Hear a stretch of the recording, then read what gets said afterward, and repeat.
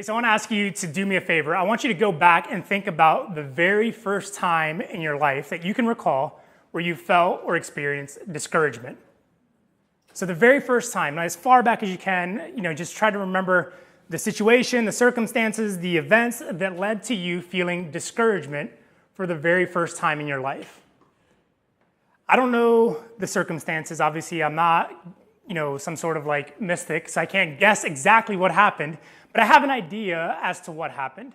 And I could kind of frame it. It probably occurred in this way, or it probably had something to do with this. You were probably a child. The first recollection of discouragement that you have probably happened in your childhood. And it happened because you encountered some level of resistance or opposition to something you wanted. Now, maybe it was as simple as like a toy or a piece of candy, or you were at the grocery store with a parent and you wanted, those little 25-cent machines that you can put the quarter in, you turn the little knob and get like a little prize, and they said no, and you felt like rejected, you felt let down, you felt disappointed, ultimately you felt discouraged. You felt someone was stopping you from getting or achieving or receiving what you wanted. Now, whether it was candy or toys or whatever, my guess is that kind of framework is probably what happened. That you wanted something, and someone on the other side of that, a family member, a friend, a parent, a guardian, an adult, told you no or resisted or opposed what you wanted. And that opposition led to discouragement. Now, the thing about discouragement is that as we grow up, we don't, no longer do we want, maybe for most of you, you don't want those little 25-cent machine things, right? Like that's not like, those are no longer the object of your desires, right? But as you grow, discouragement doesn't go away. In fact, discouragement actually grows up with you. And discouragement moves along with you. And the thing about discouragement that you need to know, because if discouragement is going to kind of follow you into adulthood, discouragement is an outside effect. It's an effect, it's not a cause. See, discouragement happens because something else happened. It's connected to something else. It's not a driver, it's an outcome. And so you feel discouragement, you experience discouragement because something somewhere else resisted or opposed ultimately what you wanted, right? Because discouragement is the opposite of encouragement. And to be encouraged means someone champions your cause, or that you felt you were championed in something, or that someone wanted what you wanted, or helped you achieve what you wanted, and you felt that that was what encouraged you. So discouragement is the opposite of that, where someone has resisted or opposed or set themselves up against the very thing you wanted. And the reason that you feel discouragement is because you faced opposition.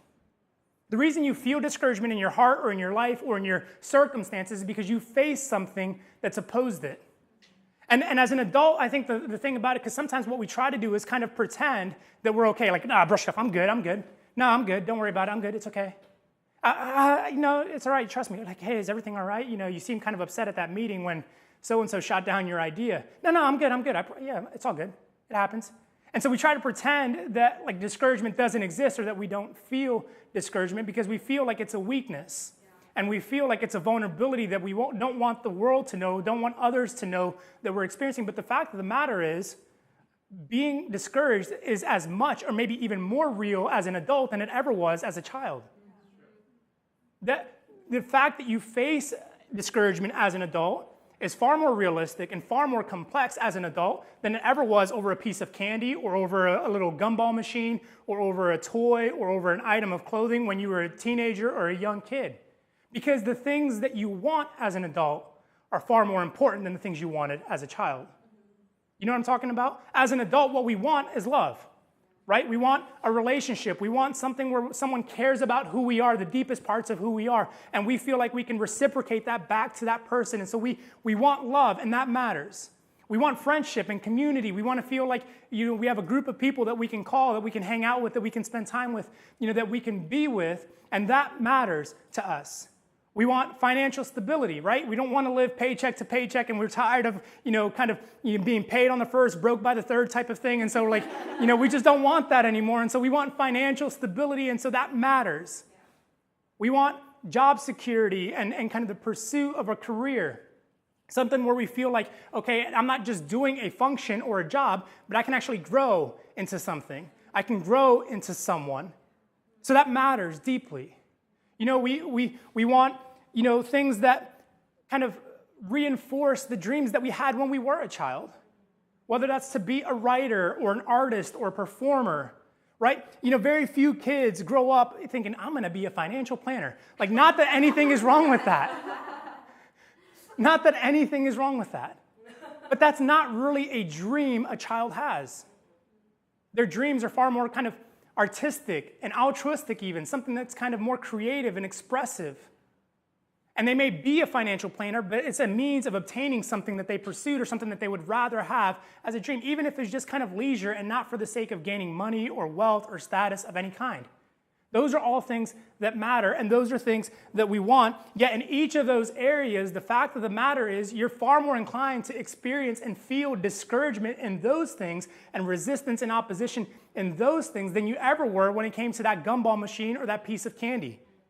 And in fact, I would go as far to say that the more it matters, the more resistance you'll experience. The more that thing matters to you, the more that thing matters to the world, the more that thing matters to your calling, the more resistance and opposition you will actually encounter in your pursuit of obtaining it. And I think we all know this to be true, right? Like, think about your relationships, whether it's a romantic relationship, boyfriend, girlfriend, partner, spouse, whether it's a friendship of any kind. If it's something that matters to you, it's going to be difficult or at times challenging to maintain. Not because the other person is a bad person, not because you have bad intent either, but it could be as simple as you move. And not just moving out of New York, but moving from a different part of the city. And so geography plays into this. And so now you got to work a little bit harder because maybe you were one-time roommates and now all of a sudden you're separated by some sort of distance. And so if you want to hang out, if you want to get together, if you want to be together, if you want to maintain your friendship, it's going to take a little bit more effort on your part. But something has kind of separated that, even if it's as simple as geography. If you think about your dreams or your ambitions, I joke about this financial planner thing, but when you're a kid and you have a dream and you share it with someone says, oh, you're not going to be that. Who are you kidding? I don't know why I remember this, but I remember the day Tupac died. Just hang with me for a second. I remember the day Tupac died. And I remember the day he died because I remember telling my mom, I was looking at a paper, like an actual newspaper, and I was a kid, and I remember telling my mom, oh, this is really sad. And she was like, why is it sad for you? What do you care, whatever? And I was like, oh, well, she's like, you're not sad because you're not even crying. I said, I'm going to be an actor one day. She goes, you can't even fake cry. I said, I'm a fake cry right now. And the day Tupac died, I did my best to fake cry, but I couldn't do it. But she shattered my dreams of being an actor. And the day Tupac died were the days my dreams of being an actor died. It just didn't happen. It didn't come to fruition. But we've had those kind of moments, right? Where you have a dream of something, and maybe it's more realistic than my pursuit of wanting to be an actor. But you have a dream for something, and someone somewhere tells you, oh, you can't do that. Get a real job. Don't go to college, get a degree. Do this instead. Only X amount of people get to do that in real life. So in your fantasy world, that's okay, but in this real world, it's just not going to work. And so we felt that, right? But we felt at the same time, that dream matters to me. It's important. I have to pursue it. Yet we find ourselves, because it matters, experiencing more resistance and more opposition than if it didn't matter. Because the things that don't matter don't require anyone getting in the way. Yet that's not how life works. And this isn't just true as far as jobs or friendships or love or relationships or finances. This is also true in faith. As a pastor, one of my biggest personal pet peeves is when someone comes to the understanding or belief that if they give their lives to Jesus, if they say, I'm going to follow God, I'm going to pursue Jesus in my life, that my life is going to get easier. As if Jesus is kind of like this pixie dust that you just go, wham, and like everything is good, right? It's like, like you've been watching too much Food Network and the chef just sprinkles some salt and you think that's what Jesus is like. Boom, if I just sprinkle this on here, everything's going to get better. In fact, many of you probably have actually experienced the opposite, that the moment you gave your life to Jesus, the moment you started pursuing a relationship with Jesus, things actually became more difficult. The challenges actually increased. The resistance became more forceful. The sacrifices, the consequences, the things that presented themselves against you actually were heightened or multiplied and amplified because you gave your life to Jesus, not because, well, he's with Jesus now, so things should be easy, or she's following God now, and so things should be smooth sailing for her. It's been the opposite effect. And I think it's not just when you give your life to Jesus, but more specifically, when you start pursuing what Jesus wants for you. When you start taking steps toward that thing, toward that calling, toward that purpose, toward that dream that's tied to what God has marked and destined your life for, when you start mobilizing yourself toward that, is when you start experiencing the resistance. Some of you, it's taken shape like this. You gave your life to Jesus, and there was a friend group that you were a part of before, but all of a sudden you committed your life to God, and they're saying, hey, I can't hang with you, I can't roll with you because I don't do the God thing. I don't do the Jesus thing. Or that's fine for you, but in our crew, that's not fine with us. And so you've lost friendships over that. Some of you felt like, you know what, God is calling me to do this. I'm supposed to move to this place. I'm supposed to go to this job. I'm supposed to take on this responsibility or this career or whatever it is. And you do that, and people are questioning, well, why would you do that? There's no safety in that. There's no security in that. I mean, there's a lot of other things. It's so hilarious to me because people will say to us, I've had family members say this, I've had friends say this, all well-meaning people. In fact, none of the people who have said this to me are people, or none of these people aren't Christians. But they've all said, oh, why would you guys go to New York to start a church? It's so hard there. I mean, it's so, there's so many challenges, and there's, it's so expensive, and it's, intimidating, and they're thinking of like these 1980s New York scenes in their minds, and they're like, it's dangerous, are you safe? And, like, why would you do this? And they list off all the reasons why you shouldn't. I'm sitting there scratching my head thinking, that's the very reason we're going to start a church. Yet these are good, meaning Christian people. I'm like, don't you understand? Number one, God told me to do it. Number two, everything you listed is every reason why we should be there. Yeah. And yet, the resistance, the opposition surfaces. It comes through. And you've had this happen multiple times in your life. Time and time again. Name the dream, name the aspiration, name the desire, name the purpose, name the calling, and you can just as simply or just as quickly identify the opposition and who that person was or where it came from. And the good news, I guess, is that if you felt that and if you know what I'm talking about, then you're in good company because we're not alone. In fact, there's a guy in the scriptures named Nehemiah who lived something close to like 2,500 years ago, and he worked in the Persian Empire, and he experienced this very same thing himself. See, Nehemiah served as an official of the Persian king. His official title was a cupbearer. And a cupbearer was basically the person who would sample any food or drink that was to be served to the king to make sure it wasn't poisoned.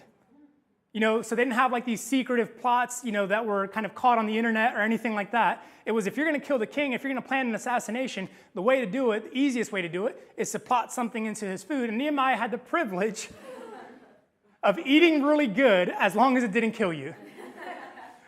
I mean, I guess it's a good risk, right? If you want to enjoy food, if you love food, it's like, hey, it's worth it. If I die, at least I died going out the way I wanted to. So that was Nehemiah's job. But Nehemiah wasn't a Persian.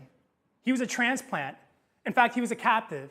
He was taken captive from his home region of Jerusalem, his home city.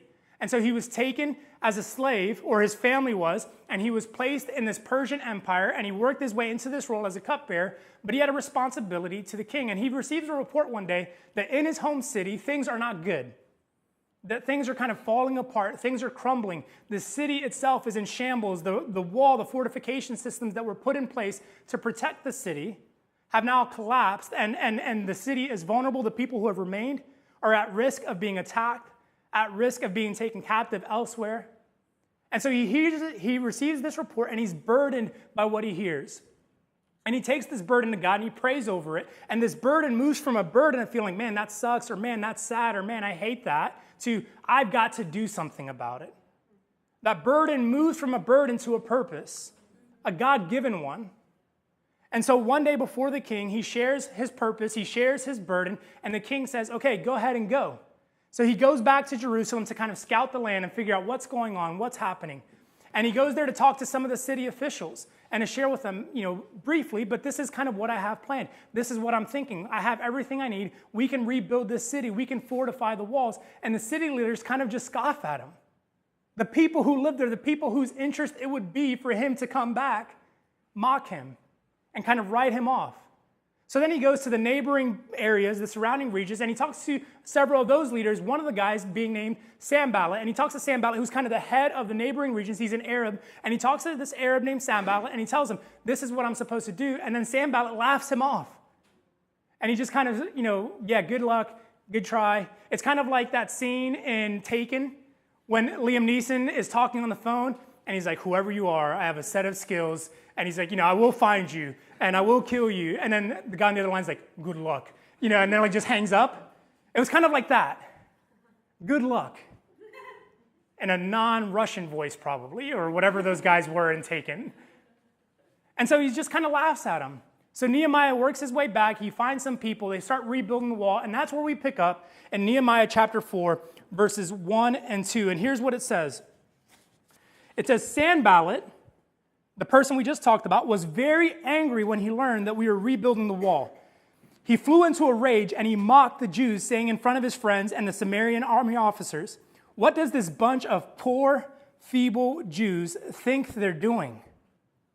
Do they think they can build the wall in a single day just by offering a few sacrifices? Do they actually think they can make something of stones from the rubbish or from this rubbish heap and charred ones at that? Now, let me pause here because there's a difference between talking about something and doing something. A lot of people talk about something. A lot of people talk about what they're going to do. A lot of people want to talk about the plans they have, the dreams they have, the aspirations. I'm going to be the next YouTube star. I'm going to be the next, American Idol winner. I'm going to be the next America's Top Model. I'm going to be the next fashion designer. I'm going to be the next social media influencer. And I'm like, you just need to stop watching TV. Like, that's it. You just need to turn it off for a little bit, probably a couple days a week. Because they just talk and talk and talk and talk. But there's a difference between talking about something and doing something. Because Sanballat didn't care what Nehemiah had to talk about. He laughed it off. He said, yeah, that's cute. Good try. We'll see you next time. But when he found out that they were doing something, he didn't come back just to ridicule them. He came back angry. It says he flew into a rage because he was upset that they were now doing something. And the application for you is this. Whenever you stop talking about something and start doing something, the enemy's not going to be happy with it. Your adversary, the Bible calls him the devil, Satan, he's not concerned about you talking about something. But the moment you start doing something, you better believe he's going to ramp up his forces. He's going to call the troops, and he's going to do whatever he can to distract you, to discourage you, to resist you, to oppose you, to keep you from doing the very thing that God has put you on this earth to do. And the thing about the enemy, the thing about Satan is that he does not stop. He doesn't let up. He's not interested in just saying, okay, well, you do a little bit and I'll let you slide. He's not concerned about whether or not you're going to make it to the end. He's not even interested in you having a chance of getting to the end, because the moment you put your hands to the plow, the moment you start putting your feet to action is the moment that he's going to do everything possible to interfere with what's going on. And just like Sanballat, he ain't going to be happy about it. You can talk all you want. You can share your dreams. You can talk about what you want for your life. But the moment you start doing something is the moment that he's going to resist you. And so what you have to decide, what each and every person here has to decide, is how are you going to respond? How are you going to, counterattack those fights? How are you going to combat the assaults that are coming back your way? What are you going to do when you start to feel resistance and opposition? Because if he can discourage you, if he can stop you before you ever get started, he will have checked his box and finished his task and accomplished everything he set out to do in the beginning. And what we have to decide as a church, what we have to decide as a community, is how are we going to respond? How are we going to combat this? And what I want to do as your pastor, what I want to do as the leader of this moment and this church and this time is kind of equip you with some weapons. Equip you with some tools to combat against this so that you don't find yourself getting to a place of discouragement. Because again, discouragement is an outcome. You get there after you've allowed all these other things to move you there. And so what do we do? How do we respond? And how do we fight? And the weapons, if you will, that I want to share with you this morning are the very same ones that Nehemiah used. And I believe if we use the same weapons he used, then we'll win the same way he won. And so I'm going to share with you 4 kind of thoughts out of this chapter, and we'll kind of talk through them and then read some scripture to go along with it. But the first way we need to fight, the first method, I guess, if you will, is to fight insecurity with unity. We need to fight insecurity with unity. You think back to the verses I read just a moment ago, and he's mocking them. Do you really think that you can just build a wall because you offered some sacrifices to your God? So he's mocking their belief, their faith. And then you're going to use these kind of stones that are just on the ground. Like, you don't even have money to make new stones. You're just going to use these stones that were already toppled over. In other words, translation, this has already fallen before, it's going to fall again. And then, listen, I know that's all you got, fine, good. You can't afford anything new. But these are already burned and charred. They're not even strong. They're not even durable. And it says this about Nehemiah in verse 4. It says, then I prayed. Nehemiah writing this, he says, I prayed, hear us, our God, for we are being mocked. May their scoffing fall back on their own heads, and may they themselves become captives in a foreign land. Do not ignore their guilt. Do not blot out their sins, for they have provoked you to anger here in front of the builders. At last, verse 6, the wall was completed to half its height around the entire city. But notice this last part of this verse. For the people had worked with enthusiasm. You see, the first level of attack is always going to be about doubt. It's always going to be about insecurity. Satan wants to sow seeds of doubt in your mind in order to create insecurity in your heart. He wants you to question what's happening. He wants you to doubt whether or not it can be accomplished. Do you really think? Is that really what you're trying to do? Is that the plan? Is that that's the best you could come up with? And before he said that, you're thinking, yeah, this is great. And then he says that, you're like, oh God, I don't know if maybe I'm wrong. Maybe I shouldn't have moved. Maybe I shouldn't have taken that job. Maybe I should have pursued a different degree. Maybe I should have stayed with that group of friends. Maybe I should have stayed in that relationship. Maybe I should have, maybe. And all of a sudden, these seeds of doubt that he's sowing into your mind are creating and stirring up insecurity in your heart. You're not good enough. What makes you think you're special? What makes you think that you're any different than anyone else? These walls have already crumbled. They've already fallen. You've tried this before. You've been down this road. Listen, you've been at this for 10 years. You're not going to be an overnight sensation. I mean, that ship has sailed. How are you going to be up and coming when you've been at this for 20 years? It's just not going to work. That's not how it is. But Nehemiah's response in this is gold. Because he decided, you know what, we're facing insecurity. So I'm going to pray, yes, but I'm going to rally the people around together in unity and bring them together. And I'm going to gather the troops, and we're going to work with enthusiasm together in unity. I've talked about this before, but if you've ever watched Planet Earth, there are some fascinating life lessons. Fascinating. But there are certain animals, when you see they're about to get attacked, one of them is vulnerable, but the herd is not. And so what they do is they create kind of a fence or a force around the weaker animals to protect themselves from any sort of attack. Now, on their own, yes, fearful, insecure, absolutely.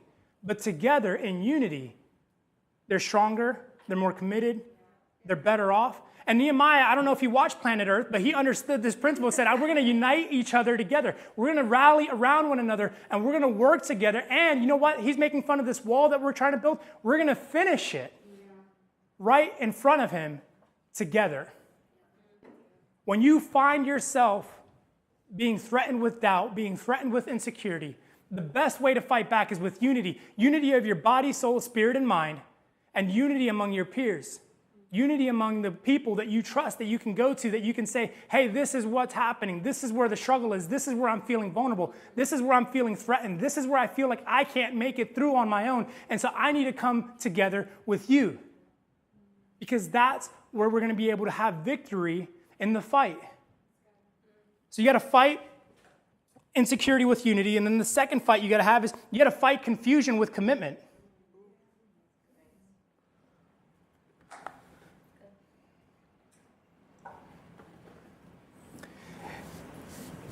If doubt and insecurity don't work against you, then you can be sure confusion is well on its way. Have you ever had this happen to you where you're on a subway and you get to a station or a platform and the doors open, people get on, people get off, but then the doors just don't ever close and they stay open for a little bit and eventually the conductor gets on and says, oh, our apologies, maybe actually they don't apologize. We're delayed due to train traffic. You're like, okay. I doubt it, but okay. It's train traffic. And the doors stay open. And in that moment, you have the opportunity, right? Because they don't tell you how long it's going to be. That would be too nice of them. We'll be moving momentarily. Okay, who's counting the moments? Because when I count them, this is not moments. This is eternity, people. I'm staying here forever. Jesus is going to come back. I'm going to be still stuck on this 4 train. And so you're in that moment, and then you start looking around. If you've ever noticed, you look around, and everyone's kind of having the same thought. Do I get off and try to go to the street, take a bus, a cab, an Uber? Do I stay here? And then the people who come down the stairs, they're like running to get on the, and they're like, oh, and they don't know what to do. And everyone's confused. And no one acts. Because confusion causes paralysis. And so you get stuck. You don't know what to do. And this is exactly what happened. In verse 8, it says this. The enemy came, it says, they all made plans to come and fight against Jerusalem. And notice what the enemy wanted to do. And throw us into confusion. But we prayed to our God and guarded the city day and night to protect ourselves. You see, when we're confused, we stop working. We stop moving. It's like that subway. We get stuck.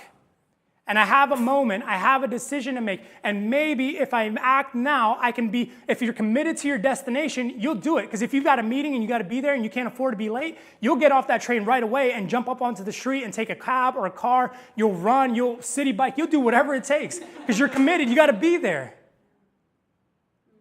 But that confusion will create this paralysis and we get stuck and we don't move. It causes us to stop working. Now, here's the thing about confusion. It's okay to be confused, but it's not okay to be uncommitted. Because confusion is going to happen in life.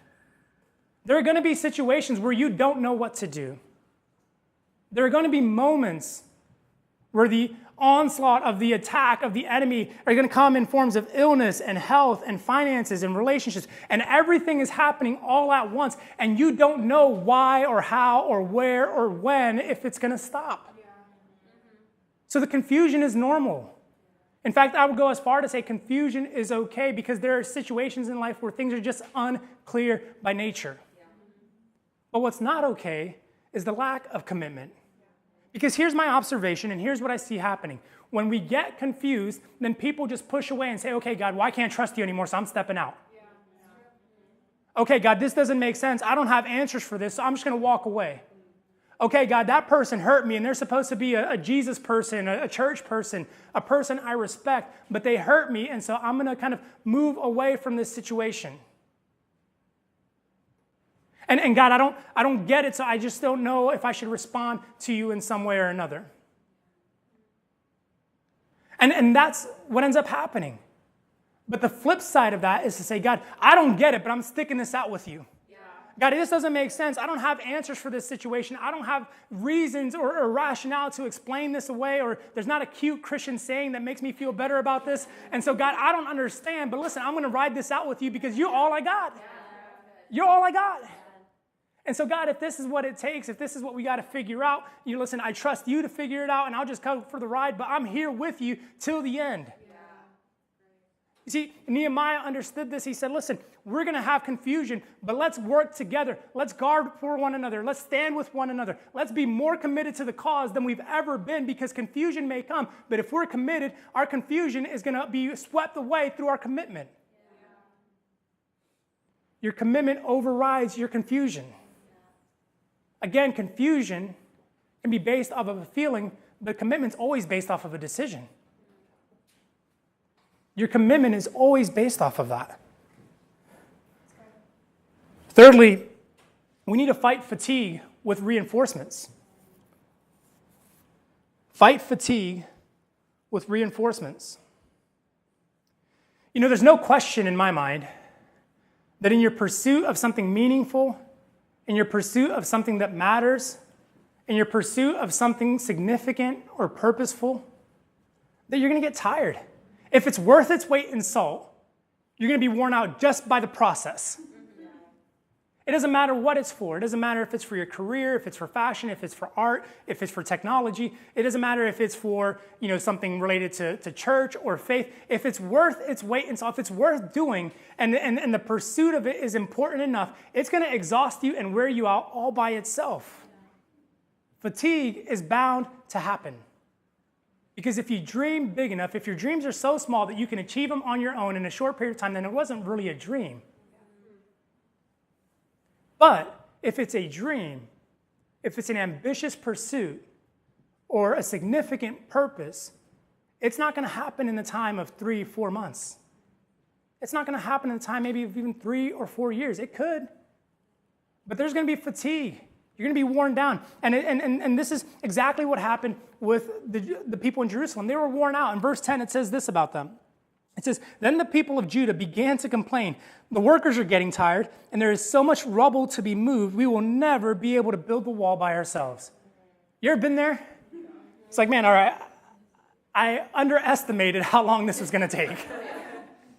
I mean, I thought for sure by now that I would be here. I would have made it. Several years ago, is 7 years several? That feels like a lifetime ago. I was like 25 years old. And so several years ago, let's just go with several. Several years ago, I was in my mid-20s, and I'm sitting there thinking to myself, like, God, when do I get to start this church? I'm ready. I'm ready to go. I'm ready to be in this thing. I'm living outside of Portland, Oregon. I'm like, I'm ready to be in New York. I'm ready to start this church. I'm ready to do this thing. God's like, no, you ain't. No, you ain't. 7 years later, I was like, no, I ain't. I wasn't even close to ready. But part of you just thinks, you know what, like, we just got to get there. And then I look in the distance between, that time and this time now, and I think how much has happened, how much experience has been gained, but how tired I've been at times, how worn out I've been at times. Where I've just thought, I'm like, is this really worth it? Or, I started the work, I started building the wall, but I'm looking around, we still got a bunch of mess to pick up. And it's only halfway tall, so it's got to be twice this. Like, well, again, when you said it out loud, it didn't seem that big a deal. But now that I started putting my hands to the work, I'm worn out. So they started experiencing fatigue. But again, Nehemiah, being the savvy leader that he was, understanding what people needed, he called in reinforcements in verse 13, and it says this, so I placed armed guards behind the lowest parts of the wall and the exposed areas. I stationed the people to stand guard by families, armed with swords, spears, and bows. In other words, listen, he says, I placed them in the lowest parts of the wall. The people who were most worn out, the people who were most tired, the people who were most likely to give up because they were so far from accomplishing their goal. Let me reinforce them. Let me strengthen them. Let me support them. Let me build them up. Let me give them reason to hope. Let me give them reason to believe. Let me give them someone who can stand by them and cheer them on and say, hey, I'll put my hands to the work with you. I'll support you in this. I'll stand guard while you do the work. I'm not afraid of this. We've got this together.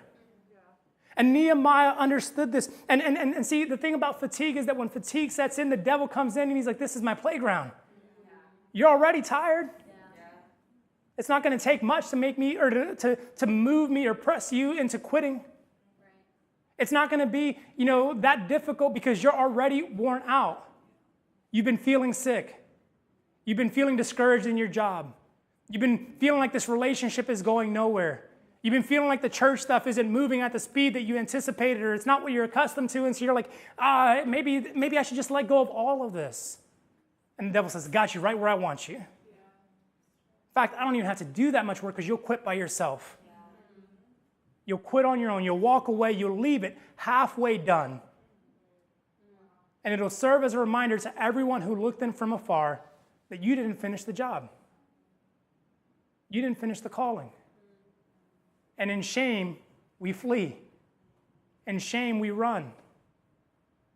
Yet Nehemiah understood when you feel like giving up, when you feel like you're worn out, man, I've got to help you. I've got to support you. I'm sending reinforcements along the way to back you up because this work is too important for you to give up. If God gave it to you, then God's going to help you finish it. But he wants to do that through us. He wants to do that to a community. He wants to build you up because if your work was designated for you, only you can fulfill it.